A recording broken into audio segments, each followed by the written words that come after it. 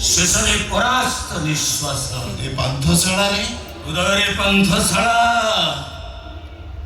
ନିଶ୍ୱାସରେ ପାନ୍ଥଶାଳା ଆଜି ଗୋଟାଏ ପାନ୍ଥଶାଳା ଆସିଛି ଆଉ ଗୋଟାଏ ପାନ୍ଥଶାଳା ନିକଟକୁ ସିଗାରେଟ୍ ଅଛି ମାଚିସ୍ ମୋ ପାଖରେ ଅଛି गोल्ड फ्लैग फिल्टर और भी सेम ब्रांड अरे भाई मात्र गोटाए विशेष सिटी बेटे ओके भाई ओके टेक इट भाई नो मो सांग को ए सिगारेट टाणिबो लास्ट जियो को किस करिवो फास्ट वास्तविक भाई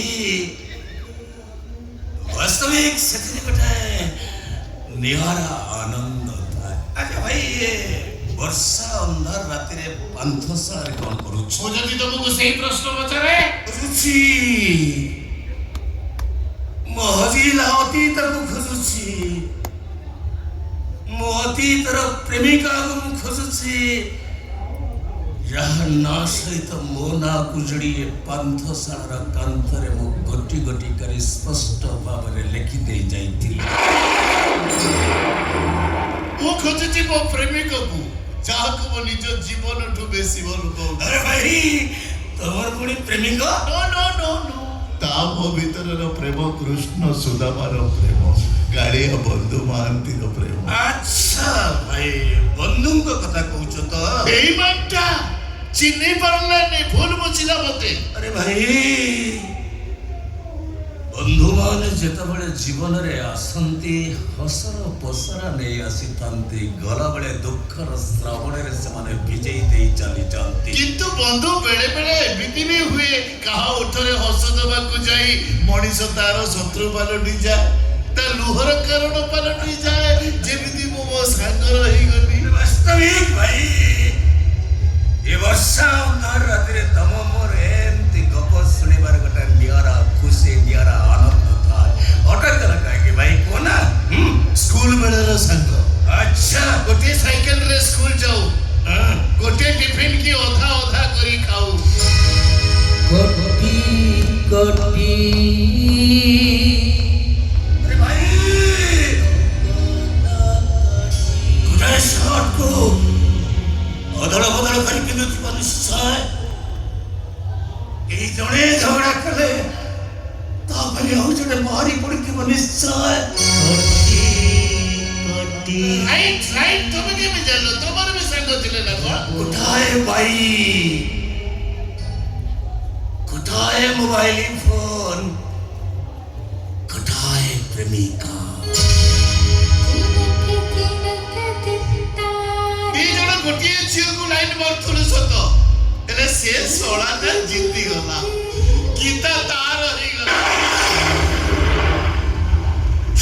ହଁ ଗୀତା ସେ ଗୀତା ନାଟା ଆମ ଭିତରେ ବିଲେନ ହେଇଗଲା ରେ ଭାଇ ଗୀତା ପାଇଁ ମହାଭାରତ ସେଦିନର ମହାଭାରତ ଅର୍ଜୁନ ଦୁର୍ଯ୍ୟୋଧନଙ୍କ ଭିତରେ ଆଉ ଆଜିର ମହାଭାରତ କୃଷ୍ଣ ଅର୍ଜୁନଙ୍କ ଭିତରେ ଦେବୀଦୋଷ ମିଶ୍ର ଆଶୁତୋଷ ଭିତରେ ଆଶୁତୋଷ ମହାପାତ୍ର ଆଜିର କୋଟିପତି ମୋ ପିଲାଦିନର ସାଙ୍ଗ ଶଳାଟା ଗୀତା ପାଇଁ ଶତ୍ରୁ ହେଇଗଲା ଦିନେ ଆସୁ ମୁଁ ଗୀତା ଗୋଟେ କାରରେ ଦାରିଙ୍ଗବାଡ଼ି ବୁଲିବାକୁ ଯାଉଥିଲୁ ହଠାତ୍ ଗାଡ଼ିଟା ଘାଟି ତଳକୁ ଖସି ପଡ଼ିଲା ଆମେ ବଞ୍ଚିଗଲୁ ପ୍ରଥମେ ମୁଁ ଘର ହେଲି ତାପରେ ଗୀତା 2 ମାସ ପରେ ଆସୁ ମୁଁ ଘରେ ଥାଏ ଗୀତା ମତେ ଫୋନ କଲା ମୁଁ ପଚାରିଲି କୋଉଠି ସେ କହିଲା ଡକ୍ଟରଙ୍କ ପାଖରେ ମୁଁ ଯାଇ ପହଞ୍ଚିଲି ଦେଖିଲି ଗୀତା ଚୁପଚାପ ଠିଆ ହେଇଛି ମତେ ଦେଖି ଛୋଟ ଛୁଆଙ୍କ ଭଳି କାନ୍ଦିଲା ମୁଁ ପଚାରିଲି ଡକ୍ଟର କଣ କହିଲେ ସେ କହିଲା ଡକ୍ଟର କହିଲେ ଏ ଝିଅ କେବେ ଜୀବନରେ ପିଲାର ମା ହେଇପାରିବ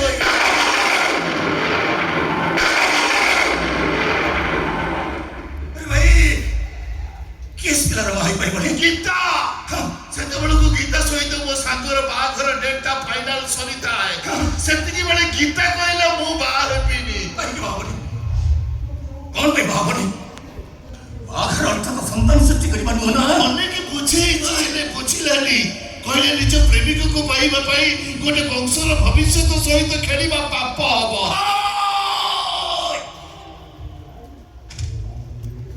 अबे एक कथाटा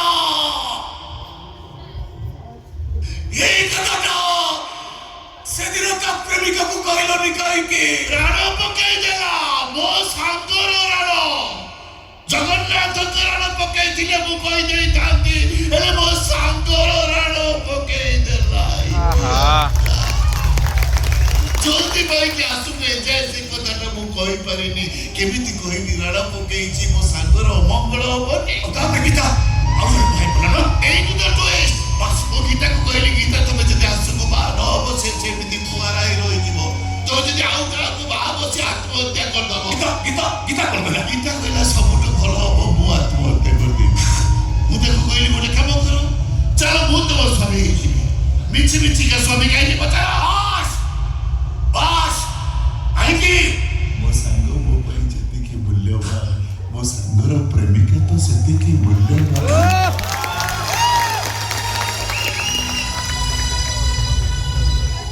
ଆରେ ତମେ ଦି ଜଣ ମିଛିକା ସ୍ୱାମୀ ସ୍ତ୍ରୀ। ତା ମଥାର ସିନ୍ଦୁର ଦୁନିଆ ପାଇଁ, ତା ହାତର ଶଙ୍ଖା ବଦନାମରୁ ବଞ୍ଚିବା ପାଇଁ, ଆଉ ବର୍ଷକୁ ଥରେ ତା ହାତର ଗୋଟିଏ ରାକ୍ଷୀ ମୋ ହାତ ପାଇଁ। ଗୋଟେ ଦୁଃଖ କଣ ଜାଣିଛ ବନ୍ଧୁ? ମୁଁ ତା ପାଇଁ ଏତେ କଲି, ହେଲେ ସିଏ ମତେ ଭୁଲ ବୁଝିଲା। ତାର ପାଇଁ ମୁଁ ବର୍ବାଦ ହେଇଗଲି, ତାର ପାଇଁ ମୋ କମ୍ପାନୀ ନିଲାମ ହେଇଗଲା। ମୋ ଭଉଣୀକି ତା ଘରର ଚାକର ସହିତ ବାହା ଦେଇଦେଲା।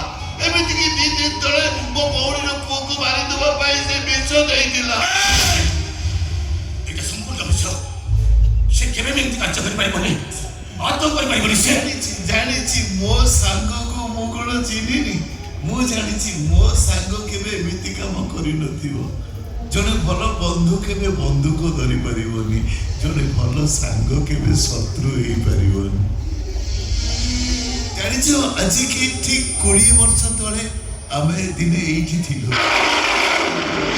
ଏମିତି ବର୍ଷା ହଉଥାଏ, ଏଇଠି ଜଣେ ବାବୁ ରହୁଥାନ୍ତି, ତାଙ୍କ ପାଖରୁ ଗୋଟେ ସିଗାରେଟ ମାଗିକି ଟାଣିଲୁ। ହାରମୋନିୟମ ବଜାନ୍ତି, ଆମେ ଗୀତ ଗାଉ। ଡବଲ ହାର୍ଟବିଟ୍ আসছে।